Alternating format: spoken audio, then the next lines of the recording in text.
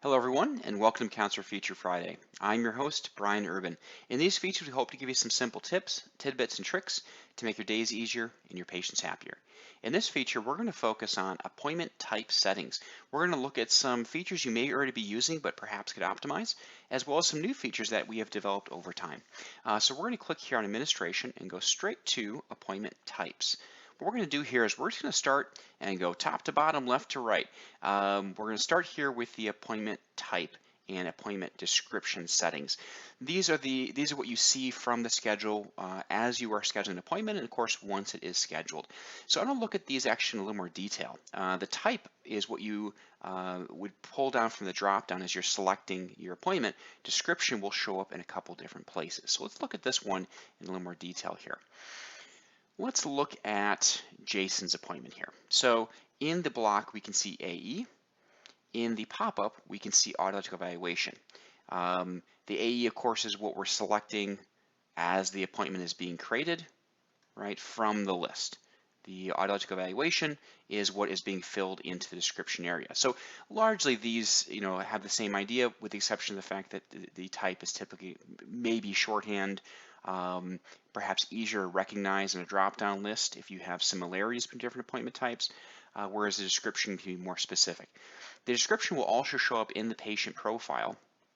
If we go into Jason's profile here and jump into his appointments visits tab, that's what will show up here as well. So they work kind of in tandem. They may be exactly the same for you. That's perfectly fine, or you may have variations. All right, let's jump back to the appointment types list here. Just once again, going kind of top to bottom here, of course, you can set your duration or leave it open. This is the amount of time that will automatically set for the appointment. So for example, like if you have a 30-minute appointment, right, you could automatically 30 minutes. It would default to that, but of course you can change it on the fly. From there, there are a whole series of checkboxes here, things you can enable, whether you want that appointment type to require a patient, whether you consider this appointment type to be an opportunity, meaning an opportunity to dispense hearing instruments, whether you want to require a referral type, be listed for that appointment type. Whether this is a block, right? A totally different approach. A block is going to be something that has its own set of features. Whether it is we call a compete block, meaning this is like, say, walk-in hours, where you expect to have the block on the schedule, but then still schedule appointments, during that same time. Right next to it, versus non-compete, where you're saying, no, this is desk time, or I'm out of the office, so I want a warning to pop up if someone tries to schedule during this time. Right? So blocks have their own series of flexibility as well. You can designate the appointment type as a telehealth appointment. That will activate a whole series of telehealth features automatically. You can decide whether this is a reviewable appointment type. This is if you're using automated review requests.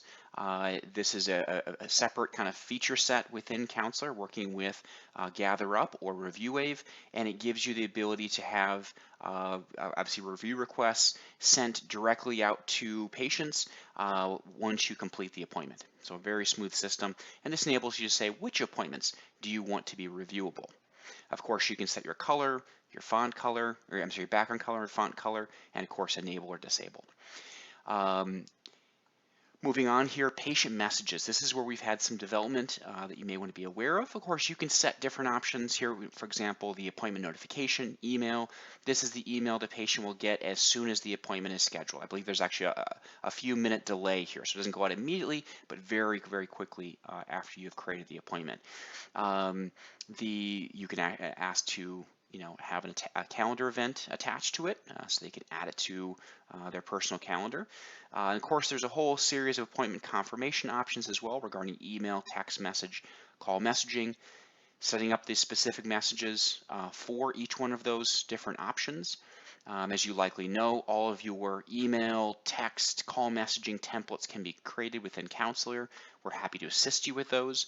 They can contain images, they contain obviously different placeholders. There's a lot of flexibility within the messaging that goes out automatically here. Once again, you can set the when they go out. You can set up also an appointment reminder. This is a new feature that enables you to say, hey, we want to send out a message to the patient 2 hours prior to their appointment. via email and or text message. And you can use that for whatever you wish, right? You can use that to sort of simply remind them of their appointment. If you have COVID language that you would like to include in that message, you can have that as well. So it gives you that, additional layer of communication with the patient to have that sent out 2 hours before their appointment. Then, of course, there's a cancellation message as well. So once an appointment is canceled, you can have a message that will go out via email and or text, reminding the patient to reschedule or whatever messaging you would like to say to the patient. All right, moving on here to appointment rooms, you can designate specific rooms for specific appointment types, right? So everything we're talking about is specific to one appointment type. So you can think of each appointment type in your list could have different settings for all of these, or similar, right? Just depends on your approach. But for appointment types, if you have, let's say, an audio, or you have a speech eval, or you have a V&G, you can set up a specific space to block that room, right? So that way, when the appointment is scheduled, it automatically picks the right space. And if someone else tries to schedule an appointment at the same time in that same room, they'll get a warning, okay? And as we move forward here, and of course, I'm sorry, if you have multiple locations, of course, you can set this up across multiple locations. You also can activate this appointment type for online scheduling, so you can say whether it's available to be scheduled online. You can have different parameters there regarding the display name, category. There's different options there. And then, of course, you can specify specific staff. For example, if this was a V&G or tinnitus eval or something, you may only have certain providers that would provide that that service. And so you can decide within the online settings which providers are available for that appointment type. Now, whenever you make changes to any one of these areas, you do want to make sure you click Save here. That will lock in any changes you made across all 4 tabs. So you can move between these, get the appointment type settings the way you want, click Save once, and it will be ready. Okay, and then moving forward, as you create appointments, you'll see those new options take effect. So thank you very much for joining us for today's Counselor Feature Friday. We hope you've had an excellent time and as always, have a wonderful, wonderful weekend.